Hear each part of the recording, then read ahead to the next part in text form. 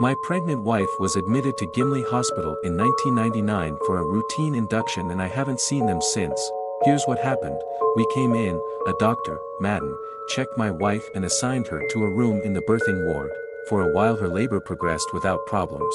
Then it stalled, something about her contractions being weak and dilation stuck at 7 centimeters. Dr. Madden suggested upping her dose of Pitocin. When I asked what that was, he gave me a look and explained that it's a hormone, the artificial form of oxytocin, which speeds up contractions to help women deliver more quickly and safely. Apparently my wife was getting it already. He just wanted to give her more. She didn't protest, although, to be fair, she'd generally been receptive to everything since they'd given her the epidural. Before that she'd been screaming. Dr. Madden asked me if I wanted things to go smoothly, and when I said yes, he punched something into the computer in the room, the one monitoring my wife's vitals and playing the constant, hypnotic swoosh swoosh sound of my baby's heartbeat, and left.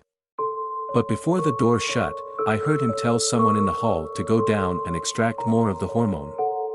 I was tired, so part of me figured I might be hearing nonsense, but I couldn't understand why they'd be extracting anything, so I pressed my ear against the door and heard someone else, a nurse.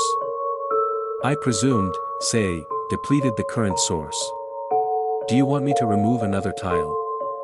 I knew I hadn't heard that incorrectly, so with one last glance at my wife, peaceful, beautiful, I stepped into the hall myself. Instantly, Dr. Madden's eyes widened and he asked, Mr. Crane, may I help you with something?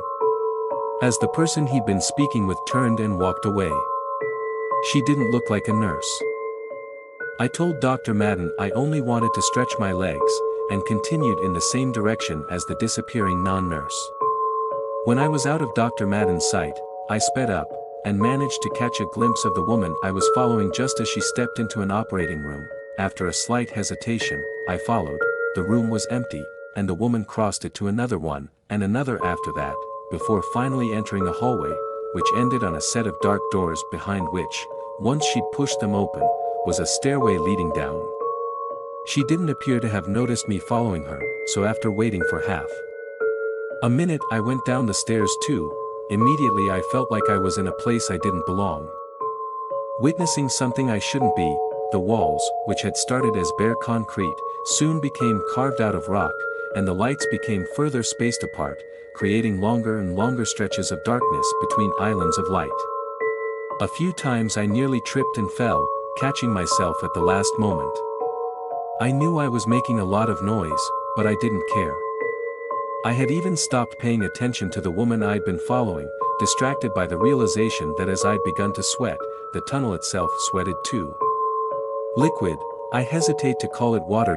Which seemed as if excreted by the walls themselves, reflected the infrequent lighting unnaturally, and gathered, dripped, making the stairs slippery, causing my shoes to slide over them. Eventually the stairs ended and I found myself in a large room, which had also been carved out of rock, and whose floor was a pattern of hundreds of alternating black and white tiles.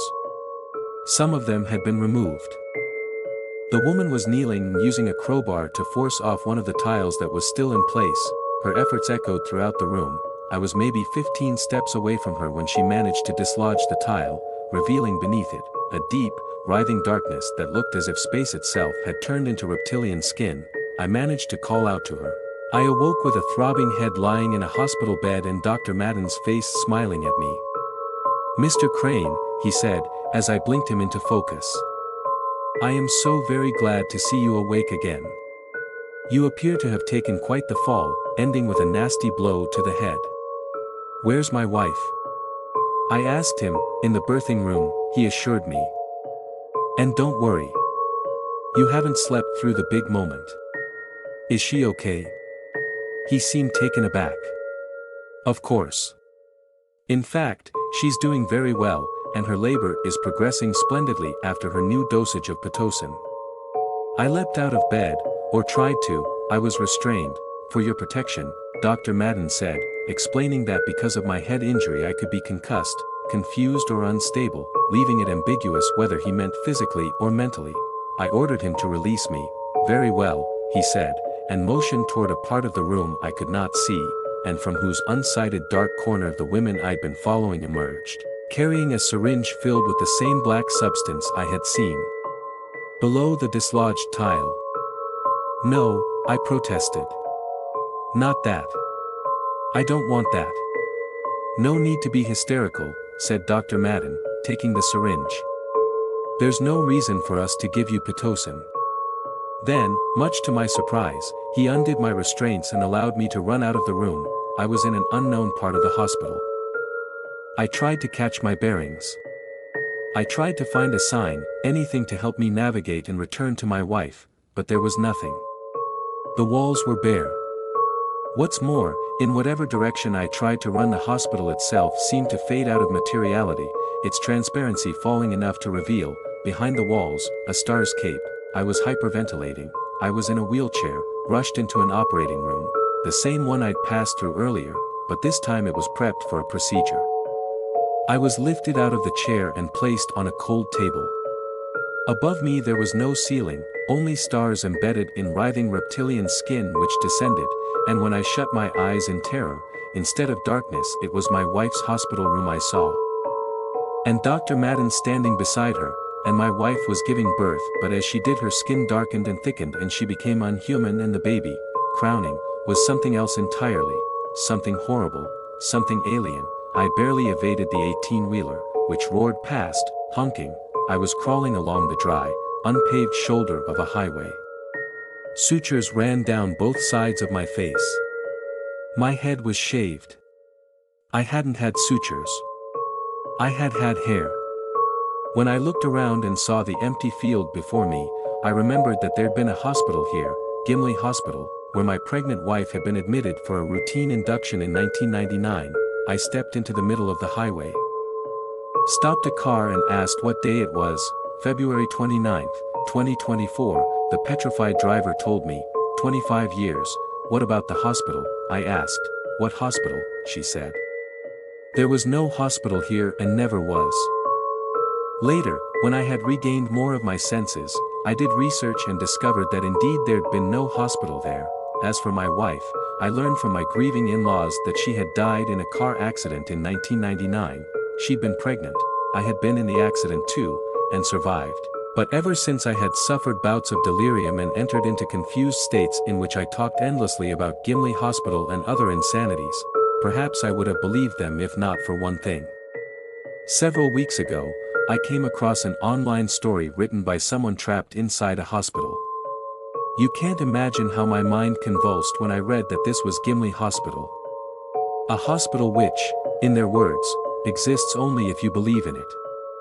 Since then I have found several more references to Gimli Hospital and disappearing hospitals more broadly, writing this as my attempt to force my mind to remember. Maybe if I remember, the rooms, the layout, the smells, the sounds, I can make the place manifest again. Maybe my wife is still there, still giving birth, maybe not, maybe she was abducted. We were both abducted. There may be aliens here on Earth already, buried underneath. Living and using us to breed. If only I could find more evidence. If I could get my hands on that black substance and send it to a lab for analysis. Then they'd confirm it wasn't of this world at all. I don't believe my wife had been cheating on me. As my mother-in-law once told me, I believe that the night sky is descending, slowly, imperceptibly. Sometimes I have nightmares that I'm driving, my wife beside me, and suddenly, I turn the steering wheel, and the impact of the 18-wheeler wrecks my sleep, and I find myself awake, once more following a woman I don't know down empty hallways and through operating rooms, downstairs and to the place with the alternating black and white tiles, and the horror stuff beneath.